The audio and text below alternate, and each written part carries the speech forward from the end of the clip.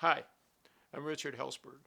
I'm a family law attorney and I have been for 25 years. Something grabbed me at a point where I decided I wanted to feel the production. I wanted to feel the purpose in what I did. And I hadn't found that. I'd worked in film, I'd worked in television, I had a radio station, but I never found purpose until I began practicing family law. It is, to me, not only a rewarding career, but a very important career because everything we do is about people's lives and affects people's lives. And it's extremely important to me to attempt to maximize my clients' positions, my clients' results, so that they can move on with their lives and live more fulfilling lives than they might have otherwise. So I suspect the reason you're looking at this video is you're thinking about divorce, perhaps wondering how it works, what's the best choice, are there choices, what are the options? So let me tell you, there's first the traditional divorce, the one where both parties have an attorney and the attorneys usher them through the process. There's another way, mediation, where both parties go to a mediator, normally an attorney, and try to work out an agreement. And if they can, then that will resolve the case. Third way is something that's become more popular in Northern California. It's called collaborative law. And the parties first agree that they won't go to court. And if they do decide to go to court, then they've got to get another set of attorneys and start again. It involves coaches, it involves perhaps a longer process. I do the traditional kind. I'll tell you why. Collaborative divorce to me is not functional. What you want is a process that is the most efficient for you, the less grief, the less aggravation. The process is going to be difficult. You should know that.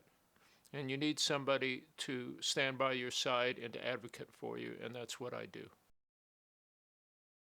So in mediation, let's say you have an attorney who's a mediator, and that attorney's job is to be absolutely neutral. I think that's a really difficult concept. I don't myself adhere to it because I think it's nearly impossible for someone to take that role. And particularly when emotions are high. When you have a situation where perhaps people decided years ago things weren't working out and they needed to get a divorce and the children have reached maturity and there aren't assets to fight about, it can work. To me, what works is advocacy. To me, what works is having somebody who stands by you, who is your person for this process. That doesn't necessarily mean to raise a level of conflict. What it means is that you have somebody who is in your camp, who has your back. That's my job. That's what I do. And that's how I get you through the process. Custody. Prime focus of my practice is custody. There are quite a few reasons, but it's about people and it's about children. It's about your lives and it's about their lives. When I started practicing, two of my children, and I have four, were abducted by their mother. I got them back in 26 days. There was a lot of process after that. And if you engage me, I'll be more than happy to tell you more, but it certainly riveted custody as something of critical importance to me, and that's really what I do focus on, both in-state, interstate, and international. Children's lives are so important to us, and the process of divorce is such a messy one, and it's really difficult for all of us to go through this process. I've been there, I know, from experience twice. So my job is to sit with you and work with you to find out what your goals are, find out what you think is best for your children, because that's the criterion the courts are going to work by. The best interest of the child. That's it. But the question is, how do you get there? And how do you get to parent, not visit, but parent your children. Be with them and hopefully be able to co-parent with your spouse, with your former spouse, so that the children's lives are enriched. The children who do best, and there's studies in this country and multiple countries throughout the world, and they all come to the same conclusion, the common sense conclusion. The children who have both parents in their lives are the ones who do best. That's my goal always. Absent neglect, abuse, that's my goal. I can help you get there. On the wall of my office, I have a quote from Abraham Lincoln.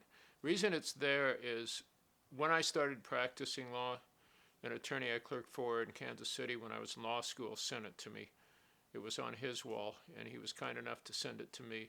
I'd like to read it to you because it's important.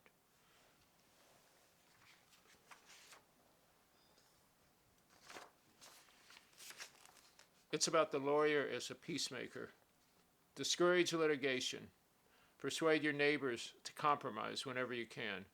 Point out to them how the nominal winner is often the real loser in fees, expenses, and waste of time. As a peacemaker, the lawyer has a superior opportunity of being a good man.